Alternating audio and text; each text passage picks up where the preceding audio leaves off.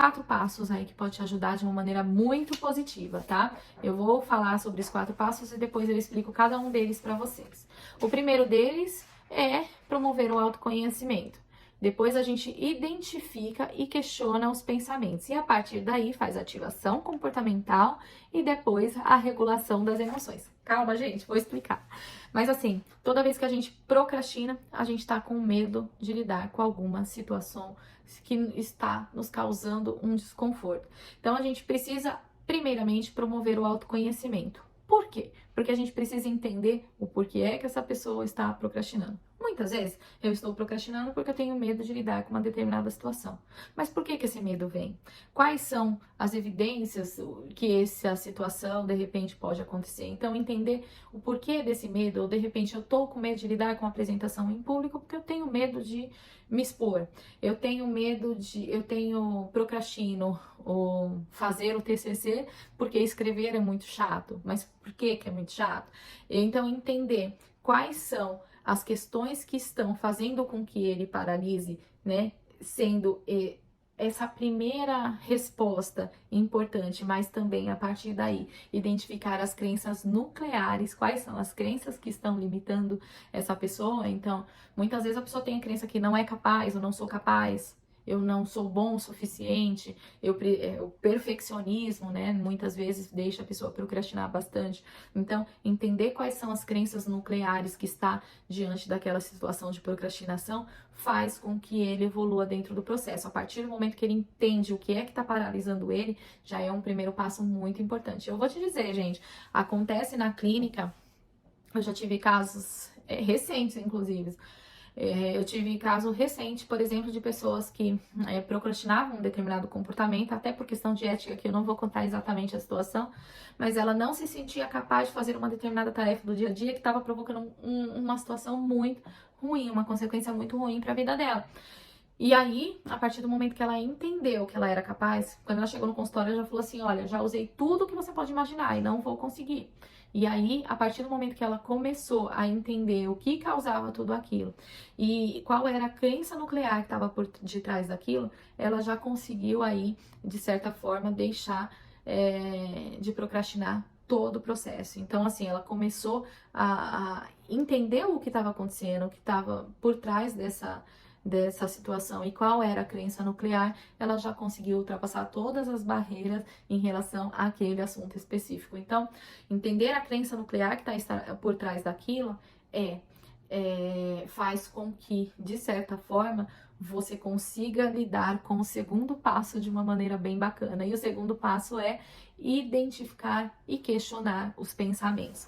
Lembra que eu falei para vocês que normalmente essa questão relacionada à procrastinação está relacionada ao pensamento, né? A produção de pensamento e as emoções que aquele pensamento produz. Então, o que a gente precisa fazer? Qualquer dia eu faço uma live falando sobre o questionamento dos pensamentos, porque eles são muito importantes aí. Mas quando a gente começa a questionar, entendeu qual é o medo maior, né? Primeiro eu preciso entender qual é o medo maior em relação à procrastinação. Eu procrastino de falar em público porque eu tenho medo de me expor, né? Qual é o medo central daquilo? Medo das pessoas entenderem que eu sou um fracasso, por exemplo. Medo Aí eu começo a fazer questionamentos para neutralizar aquela crença. Então, esse pensamento é verdadeiro? Quais as evidências de que isso acontece? Existe uma série de inventários de pensamento que você pode, de questionamentos que você pode fazer para esse paciente, para que ele consiga questionar esse pensamento, tentando trazer evidência se de fato aquilo é verdadeiro, e se não é verdadeiro, o que eu posso fazer para neutralizar aquilo, e se for verdadeiro, o que eu posso fazer para minimizar toda aquela situação. Então, vamos supor, um exemplo, eu posso, de repente, travar numa apresentação em público e começar a passar mal? Posso, né? Isso pode acontecer? Sim. Mas qual a probabilidade disso acontecer? Eu já me apresentei algumas vezes e nunca aconteceu. Tá, então existe pouca probabilidade disso acontecer. O que que eu posso fazer para minimizar, para fazer com que eu me sinta melhor numa apresentação em público? Ah, eu posso me preparar um pouco melhor. Então, existe uma série de questões que você pode fazer para o seu paciente que aos poucos vai aliviando aquele pensamento nuclear, aquela crença nuclear. Então, a ideia é primeiro você identificar o porquê que ela está procrastinando, para depois você fazer uma série de questões para você conseguir neutralizar esse pensamento. Uma vez neutralizado esse pensamento, aí o que que eu faço? Aí, gente, partir para ação. É a ativação comportamental. Gente, o psicólogo comportamental, ele pode fazer isso com bastante facilidade, tá? A gente trabalha justamente com metas terapêuticas aí com o paciente, nós estabelecemos alguns objetivos e a partir daí a gente pode sim fazer algum tipo de ativação comportamental junto com ele. A gente define alguma situação onde aos pouquinhos, lembra dos micropassos? Falei em algum lugar aí dos micropassos, tá? Mas assim, aos pouquinhos ele possa, de certa forma, lidar com aquela situação de uma maneira mais positiva, tá? Então, aí, o que que é a tal da ativação comportamental? É propor realmente algum comportamento para ele, tá? Sempre é muito importante que isso faça muito sentido para o seu paciente e não para você. Às vezes, às vezes a gente quer fazer as coisas de acordo com o nosso ponto de vista e a tendência que isso dê errado é muito grande. Então, a ideia é que a gente faça aí alguma coisa relacionada, entenda aí o ponto de vista do paciente e faça de acordo com o ponto de vista dele, não com o nosso. Então, a ativação comportamental é nada mais do que inserir o comportamento no dia a dia e aí o paciente ele pode fazer isso com a sua ajuda. Ah, Iris, não é óbvio que ele deva fazer tal coisa? Às vezes não é óbvio para ele, você tá aí para ajudá-lo. Então, a partir do momento que ele estabelece uma meta com você, é mais provável que ele cumpra do que se ele fosse estabelecer aquela meta sozinho. Então, fazer esse tipo de ativação faz com que ele se comprometa a fazer, né? Nem que seja porque a psicóloga pediu, mas ele faz porque ele acaba se comprometendo a fazer. Então, isso é muito comum na clínica, a gente utiliza com bastante frequência, principalmente na terapia cognitivo-comportamental, e gera bastante resultado positivo, porque a partir do momento que ele vai deixando de fazer alguma coisa porque tem medo da sensação de se sentir inseguro e consegue enfrentar toda essa situação, ele vai se sentir mais motivado lá no final, e aí o efeito é em cadeia, ele vai se sentir mais seguro, motivado para fazer alguma outra coisa, e vai fazer, e vai se sentir mais motivado para fazer outro, vai fazer e assim sucessivamente. Então, a ativação comportamental ela tem que fazer parte do processo terapêutico, mas também a gente precisa entender a última parte do processo, que é a regulação das emoções.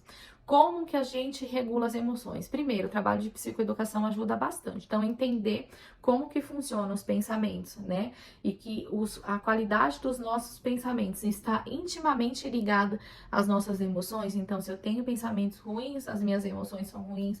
E se eu tenho pensamentos positivos, as minhas emoções elas tendem a ser mais positivas. Fazer com que ele entenda isso vai facilitar no processo da regulação das emoções. Mas existe uma coisa também que a gente usa dentro da terapia comportamental que eu acho muito bacana, e hoje, gente, eu faço isso no Canvas. Muitas vezes a gente subestima uma coisa muito simples, mas pode parecer muito simples, mas de fato ele funciona.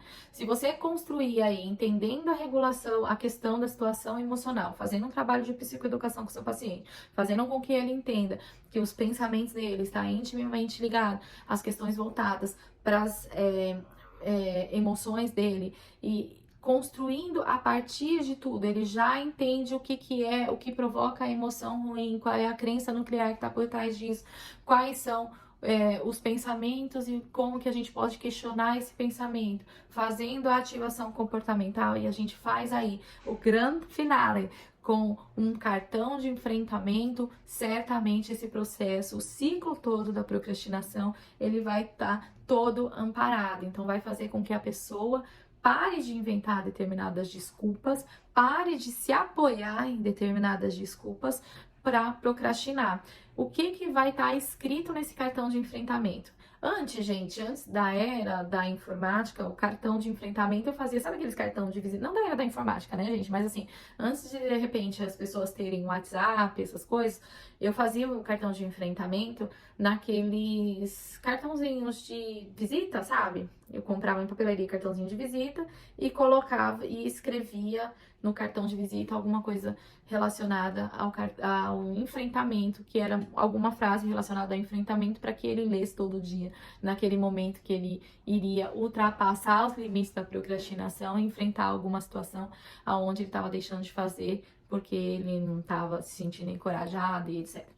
Antes eu utilizava aí o cartãozinho da papelaria. Hoje eu faço, a gente discute em sessão, eu vejo quais são os fatores que podem impedir, alguma frase que pode motivá-lo, e a partir daí a gente constrói junto essa frase, alguma situação, alguma questão relacionada as emoções, que de repente o que, que ele pode sentir e que de repente quais as emoções futuras em relação às consequências do resultado positivo que ele vai ter de não procrastinar. Então a gente escreve uma frasezinha curta para que ele leia em todo momento que ele pensar em procrastinar, por exemplo, e isso vai ajudando aos pouquinhos na regulação das emoções. Não só ele ler, mas ele ler associado ao enfrentar a ativação emocional e associado a neutralizar os pensamentos e associado aos resultados positivos que ele vai ter em não procrastinar, vai gerar, de certa forma, efeitos positivos aí para que ele cada vez mais consiga lidar com todas essas questões de uma maneira mais tranquila, com menos medo, com mais coragem de enfrentar e sem a procrastinação crônica.